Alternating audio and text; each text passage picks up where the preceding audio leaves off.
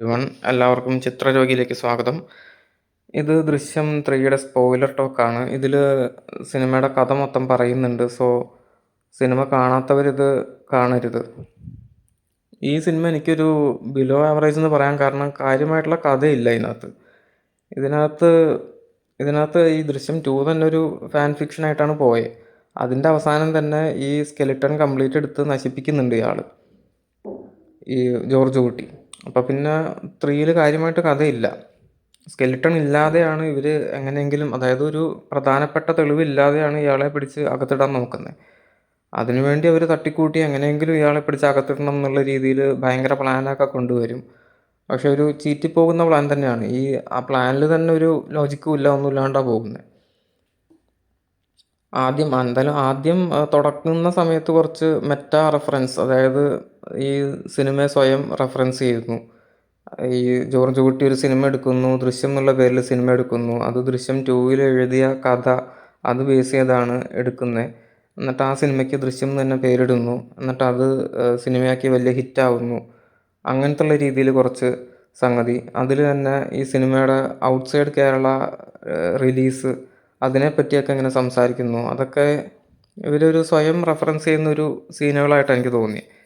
അത് കഴിഞ്ഞ് പിന്നെ ഇയാളുടെ വീട്ടിൽ മൂത്ത മോൾക്ക് കല്യാണം ആലോചിക്കുന്നു. വീട്ടിൽ രണ്ടാമത്തെ മോൾ പഠിക്കാൻ എന്തോ പുറത്തേക്ക് പോകാൻ പ്ലാൻ ഇടുന്നു. വീട് നന്നാക്കുന്നു. ഇങ്ങനത്തെ കുറേ കാര്യങ്ങളൊക്കെയാണ് കാണിക്കുന്നത്.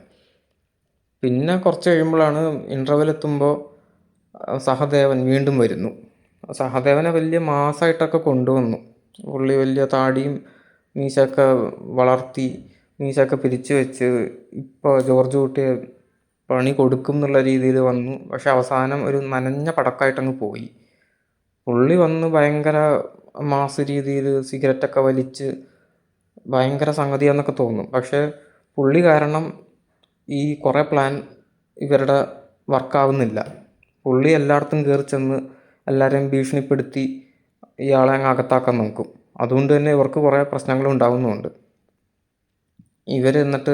ഇവരെന്ന് പറഞ്ഞാൽ ഈ മറ്റേ സിദ്ദിഖാണ് ഇതിനകത്ത് എല്ലാ പ്ലാനും ഇടുന്നത്. സഹദേവനെ കൊണ്ടുവന്ന് അവനെ കൊണ്ട് അങ്ങനെ ചെയ്യിപ്പിക്കാം ഇങ്ങനെ ചെയ്യിപ്പിക്കാം എന്നൊക്കെ പ്ലാൻ ഇടുന്നത് സിദ്ദിഖാണ്. എന്നിട്ട് സഹദേവനെ മുന്നിൽ നിർത്തിയിട്ടാണ് ഇവർ ജോർജ് കുട്ടിയെ അകത്തിടാൻ നോക്കണേ. അത് അവസാനം എത്തുമ്പോൾ കംപ്ലീറ്റ് അങ്ങ് ഇല്ലാണ്ടായിപ്പോവും. ഈ സിദ്ദിഖ് പറയണ പ്ലാൻ അനുസരിച്ചൊന്നും അല്ല ഈ അവസാനം സഹദേവൻ ചെയ്യണേ. അയാൾക്ക് തോന്നിയ പോലെയൊക്കെ അയാൾ ചെയ്യണേ. അത് തന്നെ കണ്ടപ്പോൾ എനിക്ക് ഒട്ടും ലോജിക്കില്ലാണ്ട് തോന്നി. മെയിൻ പ്രശ്നം ഈ സ്കെലിട്ടൺ ഇല്ലാത്ത എന്നതാണ്. സ്കെലിട്ടൺ, ഈ വരുണ്ട ഡെഡ് ബോഡിയുടെ സ്കെലിട്ടൺ ഇല്ല. അതില്ലാതെ ഇവർ സാഹചര്യ തെളിവ് വെച്ച് ഇവരെ പിടിക്കാൻ നോക്കുന്നു, ഈ ജോർജ് കുട്ടിയെ പിടിക്കാൻ നോക്കുന്നു എന്നുള്ള പരിപാടിയാണ്. അപ്പം തന്നെ കേസിന് വലിയ സ്ട്രെങ്ത് ഇല്ല. അവരെന്നിട്ട് ഈ മറ്റേ ആളെ പൊക്കുന്നു, അതായത് എന്താ പറയുക, സെമിത്തേരിയിൽ പണിയെടുക്കുന്ന ആൾ, അയാളാണ് മറ്റേ വേറൊരു സ്കെലിട്ടൺ തന്നത്. അപ്പം അയാളെ പൊക്കുന്നു. അയാളെ പൊക്കി അയാളുടെ വീട്ടിൽ കയറി സഹദേവൻ ഭീഷണിപ്പെടുത്തുന്നു. എന്നിട്ട് അയാളെ കൊണ്ട് പറയിപ്പിക്കണു. അത് കഴിഞ്ഞ് മറ്റേ സൈക്യാട്രിസ്റ്റിൻ്റെ അടുത്ത്, ഈ മൂത്ത മോള് പോകുന്ന സൈക്യാട്രിസ്റ്റിൻ്റെ അടുത്ത് നിന്ന് അവരെ ഭീഷണിപ്പെടുത്തി ഒരു കള്ള റിപ്പോർട്ട് ഉണ്ടാക്കുന്നു. ഈ പെണ്ണിന് കാര്യമായിട്ടുള്ള എന്തോ കുഴപ്പമുണ്ട്, ഈ പെണ്ണിൻ്റെ ഏതെങ്കിലും ആണുങ്ങൾ ഈ പെണ്ണിൻ്റെ അടുത്ത് വന്നു കഴിഞ്ഞാൽ ഈ പെണ്ണിന് ചിലപ്പോൾ വയലൻ്റ് ആവും, ചിലപ്പോൾ കൊല്ലും എന്നൊക്കെ ഉള്ളൊരു ഫേക്ക് റിപ്പോർട്ടൊക്കെ എഴുതി മേടിക്കണം. ഇങ്ങനത്തെ പരിപാടിയൊക്കെയാണ് സഹദേവൻ ഇങ്ങനെ ചെയ്യണേ. ഇതൊക്കെ എന്നിട്ട് ഇവർ തന്നെ വിളിച്ച് ജോർജ് കുട്ടിയുടെ അടുത്ത് പറയുന്നുമുണ്ട്, ഇവിടെ സഹദേവൻ വന്നിരുന്നു, ഞങ്ങളെ ഭീഷണിപ്പെടുത്തി. അപ്പോൾ അവരെന്തായാലും പോലീസിൽ നിന്ന് ഇത് കേസാകുമ്പോൾ അവർ തന്നെ ചെന്ന് പറയാൻ സാധ്യതയുണ്ട്, ഇങ്ങനെ സഹദേവൻ വന്ന് ഞങ്ങളെ ഭീഷണിപ്പെടുത്തിയിട്ടുണ്ട്, അങ്ങനെയാണ് ഞങ്ങൾ റിപ്പോർട്ട് കൊടുത്തത്, അല്ലെങ്കിൽ ഈ കാര്യമൊക്കെ ഞങ്ങളിങ്ങനെ വെറുതെ പറഞ്ഞാണെന്നൊക്കെ പറയാം. അപ്പോൾ തന്നെ കേസിനൊരു എന്താ പറയുക, ഒരു സ്ട്രോങ് അല്ല. പിന്നെ അത് കൂടാണ്ട് സഹദേവൻ തന്നെ പറഞ്ഞ പ്ലാനിൽ നിന്ന് മാറുന്നു. അതും ഭയങ്കര പ്ലാനൊക്കെയാണ്. ഈ മൂത്ത മോളെ ഒരാളെ കൊണ്ട് കല്യാണം കഴിപ്പിക്കും. അപ്പോൾ ആ കല്യാണം കഴിക്കുന്ന ചെക്കൻ സിദ്ദിഖിൻ്റെ ആളാണ്. സിദ്ദിഖ് പണ്ട് ആ ചെക്കനെ ദുബായിലെങ്ങാണ്ടും വെച്ച് കുറേ കാശ് കൊടുത്ത് സഹായിച്ചിരുന്നു. അപ്പോൾ ആ ചെക്കൻ പറയണത് എന്തും ചെയ്യും. അപ്പോൾ അതിൻ്റെ ഭാഗമായിട്ട് ഈ മൂത്ത മോളെ കല്യാണം കഴിച്ചു കഴിഞ്ഞ് അവളെ കൊടുക്കാൻ വേണ്ടിയുള്ള ഒരു പ്ലാനായിട്ടാണ് ആ കല്യാണം തന്നെ നടത്തുന്നത്. ഒരു വലിയ നാടകമായിട്ടാണ് കാണിക്കുന്നത്. അതാണ് വലിയ ട്വിസ്റ്റായിട്ടൊക്കെ അവസാനം കാണിക്കുന്നത്. അതിൽ കല്യാണ ബ്രോക്കർ വരെ ഈ സിദ്ദിഖിൻ്റെ ആളാണ്. ആദ്യം ഒരു കല്യാണ ബ്രോക്കറായിട്ട് ഒരാൾ വരുന്നുണ്ട്.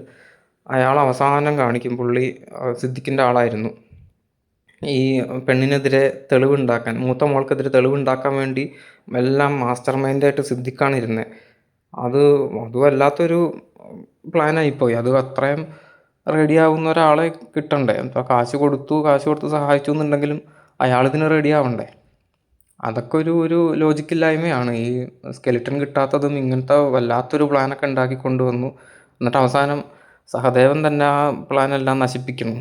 അവസാനം എന്താ പറയുക, ഈ പെണ്ണ്, ഈ കല്യാണം കഴിഞ്ഞ പെണ്ണ് ആദ്യം തന്നെ വീട്ടിലേക്കല്ല വരണേ. അവർ നേരെ റിസോർട്ടിലേക്കാണ് പോകുന്നത്. ഒരു റിസോർട്ടിൽ വന്ന് അവിടെ 2 ദിവസം താമസിച്ച് കഴിഞ്ഞ് പിന്നെയാണ് വീട്ടിലേക്ക് കയറണേ. അപ്പോൾ അതൊക്കെ വീട്ടുകാരാദ്യം ഈ ജോർജ് കുട്ടിയും ഭാര്യയൊന്നും സമ്മതിക്കില്ല. പക്ഷെ അവസാനം അതൊക്കെ പുതിയ പിള്ളേരുടെ ഒരു ആഗ്രഹമല്ലേ എന്നൊക്കെ പറഞ്ഞ് സമ്മതിക്കും. എന്നിട്ട് ആ റിസോർട്ടിൽ വെച്ച് പിന്നെ ഭയങ്കര നാടകം സെറ്റപ്പ്. അവിടെ ഈ പെണ്ണിനെ മയക്കി കിടത്തുന്നു. എന്നിട്ട് ഇയാളെ അതായത് ഭർത്താവിനെ കൊന്നു വരുത്തി തീർക്കണു. ആ നേരത്ത് സഹദേവൻ പറഞ്ഞ പ്ലാനിൽ നിന്നൊക്കെ മാറി ഇവനെ ശരിക്കും അങ്ങ് കൊല്ലാം, എന്നിട്ട് അവനെ കൊന്ന് ഈ ജോർജ് കുട്ടിയുടെ വീട്ടിൽ തന്നെ കൊണ്ടുവന്ന് നമുക്ക് കുഴിച്ചിടാം, അങ്ങനത്തെ ഒക്കെ പ്ലാൻ. അതും കുഴിച്ചിടാനുള്ള പ്ലാനൊക്കെ അതൊക്കെ പെട്ടെന്ന് നടത്താൻ വേണ്ടി അയാൾ ഇടയ്ക്കിടയ്ക്ക് വീട്ടിൽ വന്ന് ജോർജ് കുട്ടിയുടെ പറമ്പിൽ വന്ന് അവിടെ ഒരു അനക്കമൊക്കെ ഉണ്ടാക്കും. ഇടയ്ക്ക് ടോർച്ചടിച്ച് നോക്കും, എന്തൊക്കെയോ കാണിക്കുന്നുണ്ട്. അപ്പോൾ ടോർച്ചടിച്ച് നോക്കുമ്പോൾ അവിടെ ജോർജ് കുട്ടി വന്ന് നോക്കും, ആരാണ് അവിടെ ടോർച്ചടിച്ച് എന്ന് പറഞ്ഞ് അയാൾ പറമ്പിൽ വന്ന് നോക്കുമ്പോൾ അവിടെ കുറച്ച് നിലം ഇങ്ങനെ കിളച്ചിട്ടേക്കുന്നു, മണ്ണൊക്കെ ഇങ്ങനെ ലൂസായിട്ട് കിടക്കുന്നു. അപ്പോൾ ജോർജ് കുട്ടി അവിടെ മൊത്തം ഒന്ന് കുഴിച്ച് നോക്കി. അപ്പോൾ മണ്ണൊന്ന് ലൂസാണെങ്കിൽ പിന്നെ ആ ദിവസം ഈ പയ്യനെ കൊല്ലണ ദിവസം അവനെ ഇവിടെ കൊണ്ടുവന്ന് ഇടാൻ കുറച്ചും കൂടെ എളുപ്പമാവുമല്ലോ എന്ന് വിചാരിച്ച് അങ്ങനത്തെ ഭയങ്കര നടക്കാത്ത പ്ലാനൊക്കെയാണ് കൊണ്ടുവരുന്നത്. ഇത് കാണുമ്പോൾ തന്നെ എനിക്ക് വല്ലാണ്ട് ആയിപ്പോയി. ഇത്രയും വല്ലാത്ത രീതിയിലുള്ളൊരു പ്ലാനൊക്കെയാണല്ലോ ഇവർ കൊണ്ടുവരുന്നത്. എന്നിട്ട് ഈ സഹദേവൻ തന്നെ ഒന്നും ഇല്ലാണ്ടായിപ്പോയി. അവസാനം മോഹൻലാൽ വന്ന് ജസ്റ്റ് ഒരു കത്തിയെടുത്ത് എന്താടാ നീ ചെയ്യാൻ പോണെന്നും പറഞ്ഞ് കുറച്ച് മാസ് രീതിയിൽ 1-2 വെട്ടൊക്കെ അങ്ങ് വെട്ടുമ്പോഴത്തേക്കും ഈ സഹദേവൻ അങ്ങ് ഒന്നും ഇല്ലാണ്ടാവും. പുള്ളി പറയും, അയ്യോ ഞാൻ പറയാം, ഞങ്ങളുടെ പ്ലാൻ ഇതാണ് എന്നൊക്കെ പറഞ്ഞ് പുള്ളി തന്നെ സത്യം പറയും. പിന്നെ ലാസ്റ്റ് ജസ്റ്റ് ഒന്ന് നന്നാക്കാൻ വേണ്ടി മോഹൻലാൽ കീഴടങ്ങുന്നു.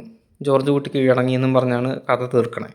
അത് ജസ്റ്റ് ഒന്ന് കഥയ്ക്ക് ഇത്തിരി കുഴപ്പമില്ല, ഇത് ഇത്തിരി ഒരു നല്ലതായിക്കോട്ടെ എന്നുള്ള രീതിയിൽ ചെയ്തതാണ്. അത് വലിയ പ്രശ്നമില്ലാണ്ട് പോയി. പക്ഷെ മൊത്തത്തിൽ നോക്കുമ്പോൾ വലിയ ഇമ്പാക്റ്റ് ഉണ്ടാക്കിയില്ല. ജസ്റ്റ് ഒരു അവസാന ഭാഗം മാത്രം ഇത്തിരി ഒന്ന് മെനയാക്കാൻ അവർ ട്രൈ ചെയ്തെങ്കിലും വിചാരിച്ചൊരു ഇമ്പാക്റ്റ് അതിന് ഉണ്ടാക്കാൻ പറ്റിയില്ല എനിക്ക് കണ്ടിട്ട്. മൊത്തത്തിൽ ഈ പറഞ്ഞ പോലെ ഒരു ബിലോ ആവറേജ്. എന്നിട്ട് അവസാനം 4-ാം ഭാഗത്തിന് വേണ്ടി മറ്റേ പഴയ ഗീതാ പ്രഭാകർ, ഇല്ല എനിക്ക് അവളെ വേണം, ഇവൻ ജയിലിൽ പോയാലും എനിക്ക് അവളെ കിട്ടണം എന്നുള്ള രീതിയിലൊരു ഡയലോഗും പറഞ്ഞങ്ങ് നിർത്തി. ഇതിനി 4-ാം ഭാഗം എന്തിന് ഇറക്കണം എന്ന് എനിക്കറിയാൻ പാടില്ല.